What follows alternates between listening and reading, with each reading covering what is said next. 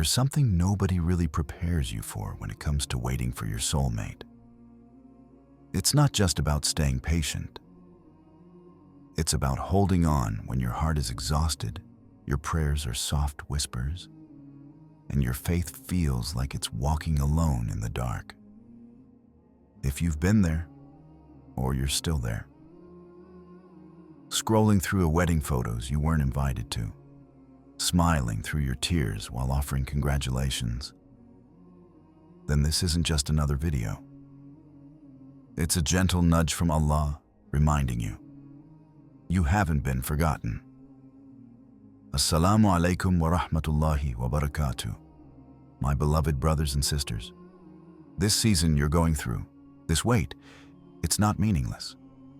Sometimes, Allah withholds a person from your life not to punish you, but to protect you, to ready your heart, to anchor your love in Him before He allows anyone else to be near it. Because the truth is, delay doesn't always mean denial, and silence doesn't mean you've been left out. In fact, the hardest pauses in your life may be the greatest proof of Allah's love. He's keeping you from settling for less, holding you back from temporary fixes, while preparing something eternal for your soul. So if you came here for a feel-good clip, a fairy tale, a cute sign He likes you, this isn't that. But if your heart is heavy, if your tears are silent, and your hope is still quietly beating underneath all that fatigue, then stay. Insha'Allah, this is what your soul needed to hear. Let's get real. Here's a hard truth. You think you're ready for love, but maybe spiritually, you're not. And Allah knows that. We're in a time where everything is instant. You scroll past loving couples, nikah posts go viral, nasheeds over reels, flower petals everywhere. And suddenly you start wondering, what's wrong with me? Why am I still alone? But here's something we rarely admit. Marriage isn't about falling in love. It's about rising in responsibility.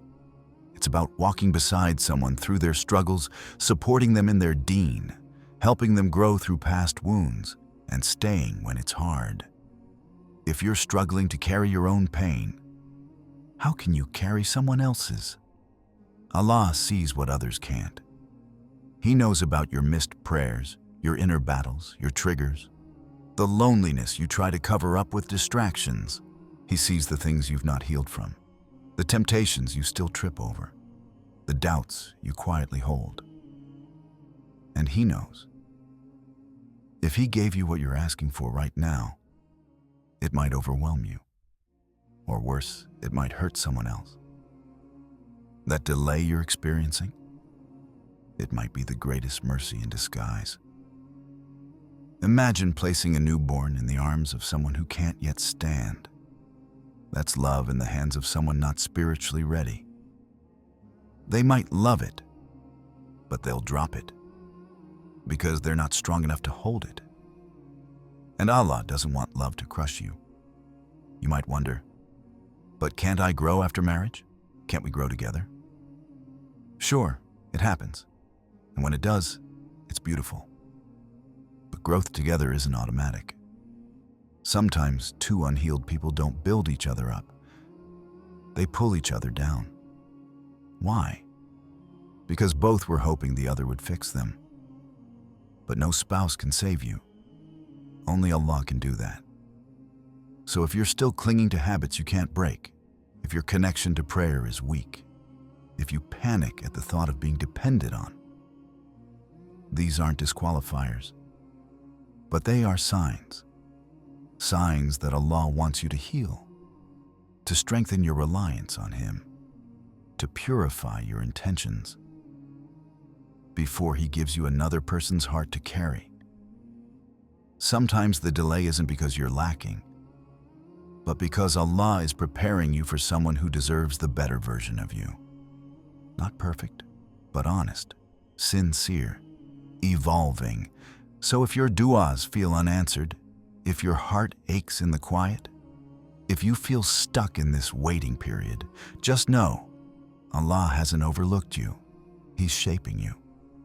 Because the person you're praying for might be praying for someone emotionally stable, spiritually grounded, and Allah is slowly turning you into that someone. There's a particular type of pain. When you cry in sujud, pray tahajjud, give in charity, and still silence. That silence hits harder when people who barely try for their deen seem to have everything you're begging for. It's enough to make you wonder, did I do something wrong? But the truth, maybe your dua was accepted, just not on your schedule. And in today's world, that's hard to digest. We're used to instant responses. If someone doesn't reply to your DM in 2 minutes, you feel ignored. So imagine waiting years and hearing nothing from Allah, except more solitude, more character development, more patience. Your du'as aren't weak. Your expectations might just be impatient. Let's be honest, many of us don't want marriage. We want relief from loneliness, from temptation, from feeling lost. We say we're ready for halal love, but what we mean is, I just want someone to walk with me while I'm still broken. That's not love. That's avoidance. And Allah knows it. That's why when you ask for something sacred, He checks your readiness. The greater the blessing, the deeper the preparation. You want someone who fears Allah, understands your emotions, raises children in a home of faith. But ask yourself, are you that person for them? Would you hand your own heart to someone exactly like you right now? Maybe that's why the answer hasn't come yet. Because Allah gives you what you need, not just what you want. The Prophet Muhammad said, "A servant's dua is always answered. As long as he doesn't pray for sin, doesn't sever family ties, and doesn't lose hope by saying, 'I made dua and it wasn't answered.'" That one statement exposes the quiet frustration many of us carry. Because the moment you think your dua isn't working, you start walking away from the very one who can fulfill it. So if your prayer hasn't been answered yet, remind yourself gently. Maybe it already has, just not in the way you expected. Maybe it's not that your dua has been denied. Maybe it's just being saved for the right time.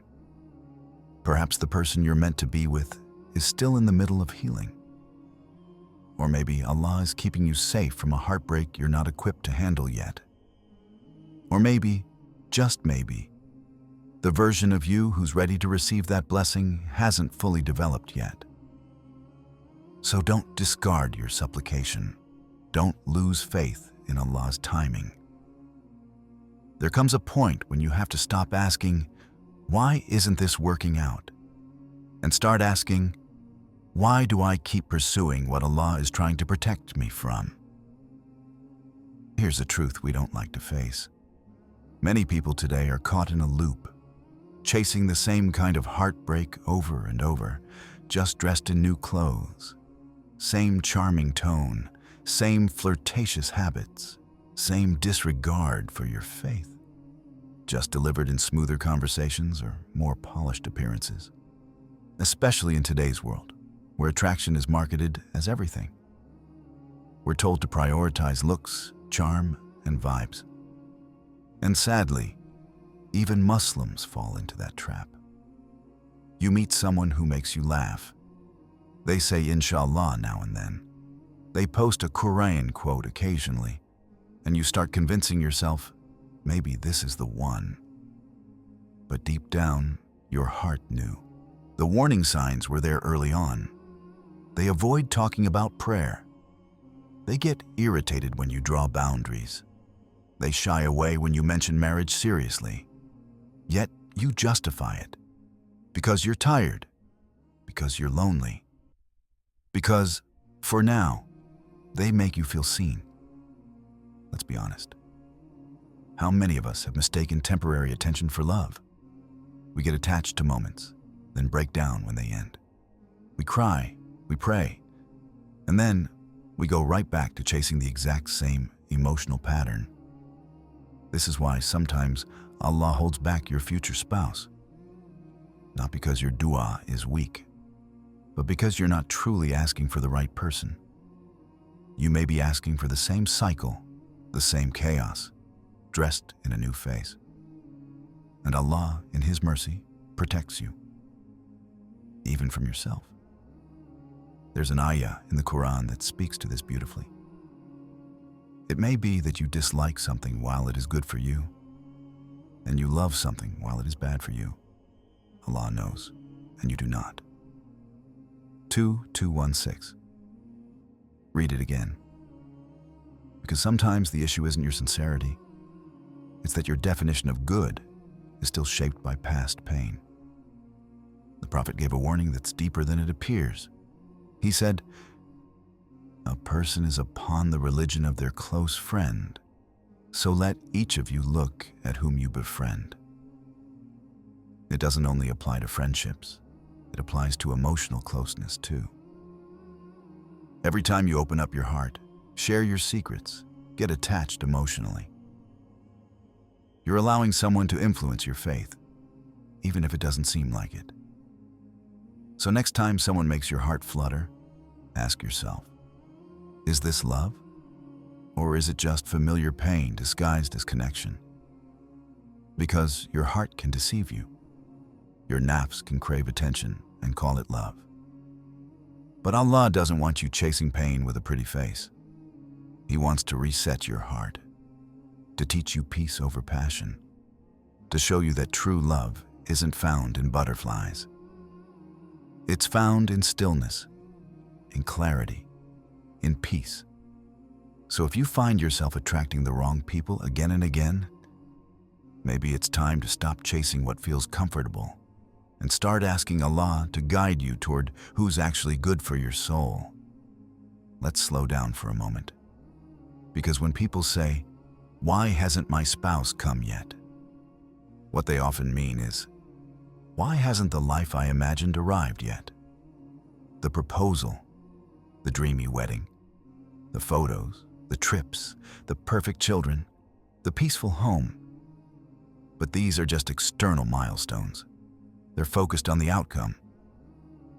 Allah doesn't just look at where you're headed. He looks at who you're becoming in the process. Delays are not always rejections. Sometimes they're divine pauses, space to grow, space to realign. Maybe you're not being kept from your soulmate. Maybe you're being held in a stage where your soul still needs refinement. Your mindset, your emotional habits, your relationship with Allah, your readiness to be a source of comfort and support for someone else. And let's be honest, many people today are preparing for weddings, not marriages. They want a spouse who looks good in pictures, not someone who will raise them in faith, uplift them in Deen, and walk with them through real life. Worse, in some communities and families, marriage has become more about social status than spiritual growth. Let's ask ourselves honestly, what's at the top of the list when choosing a spouse? Money, passport, height, charisma? Some even say, if he doesn't make 6 figures, don't bother. If she's not Instagram worthy, I'm not interested. Sisters are pressured to chase wealth. Brothers are taught to prioritize looks and clout.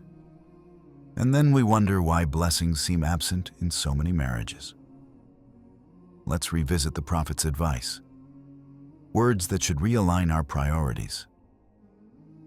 If someone comes to you whose religion and character you are pleased with, marry him.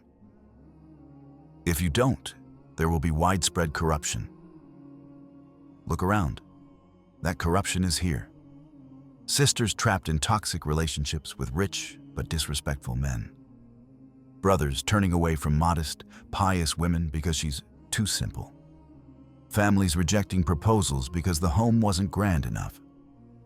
So sometimes Allah delays your spouse, not to withhold love, but to protect you from marrying for the wrong reasons or being chosen for superficial ones. Because if all you're chasing is status, appearances, or timing, you might miss the very purpose of this journey: to become the person Allah wants to trust with that sacred responsibility. So the next time you wonder, why hasn't it worked out yet? Ask yourself, am I becoming the person I'm asking Allah to send me? Because maybe the delay has nothing to do with what's missing in them, and everything to do with what still needs healing in you. Don't mistake silence for rejection, because one of the most beautiful realities is this: Allah heard you the first time, even when your voice trembled, even when you could barely whisper, Ya Rab. He hasn't forgotten. He's preparing a version of your life that will be ready to hold that love when it arrives. You've been praying for it, hoping, waiting. And let's be honest, when life doesn't unfold the way we expect, it's hard not to take it personally. Why is this happening to me? What am I doing wrong? Why does love seem to come so easily to others while I'm still here, alone with my dua? But here's a truth that doesn't always bring comfort, though it holds deep wisdom. Sometimes, Allah delays what you want to shield you from what you can't yet see. Think about how many people rushed into relationships that looked like blessings, but slowly unraveled into trauma. How many begged for something that later turned out to be destructive? You didn't witness the emotional battles that would have started months into marriage. You couldn't see the betrayal, the manipulation, the spiritual toll. You weren't aware of the silent suffering, the addictions, the family conflict. But Allah did. He saw it all. And so, when that relationship dissolved, when a proposal ended abruptly, when someone who seemed religious vanished without explanation, instead of asking, why me? Try whispering, Ya Allah, what were you protecting me from? Because sometimes, delayed love is mercy in disguise. Here's something worth reflecting on. Not everyone is meant to be your partner. Some are simply there to test you. And some marriages, no matter how beautiful they seem, are not homes. They're traps. If Allah loves you, He'll shut that door before you enter it. He'll remove people who would have stolen your peace. He'll stop you from tying your soul to someone who might have ruined your faith or slowly chipped away at your self-worth. There's a verse in the Quran that captures this perfectly. It may be that you dislike something and it is good for you. And it may be that you love something and it is bad for you. Allah knows, and you do not. 2:216. Let that truth settle in your heart. You might be grieving something Allah removed. But He could be writing a future you won't fully understand until years later. And remember this too. Sometimes the wait isn't about you not being ready. It's about them not being prepared for someone like you. You've been growing, healing, trying to walk the path of faith. You're not perfect. None of us are. But your heart is sincere. And the last thing Allah wants is to hand that sincerity to someone who can't appreciate it. So if you're still single, still waiting while others seem to move forward, don't view it as a punishment. See it as divine protection.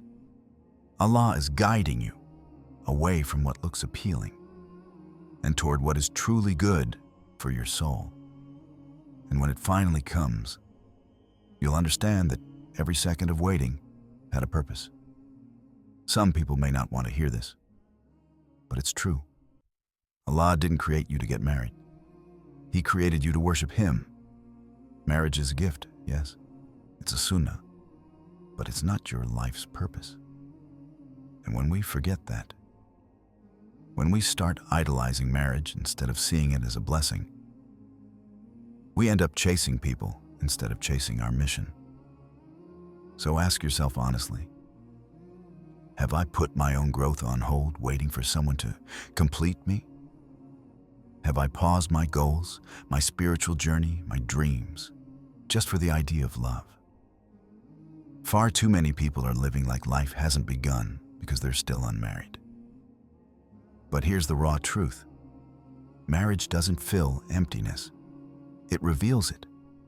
If you don't know who you are now, if your identity isn't rooted in something deeper, no spouse can give you the wholeness you're looking for.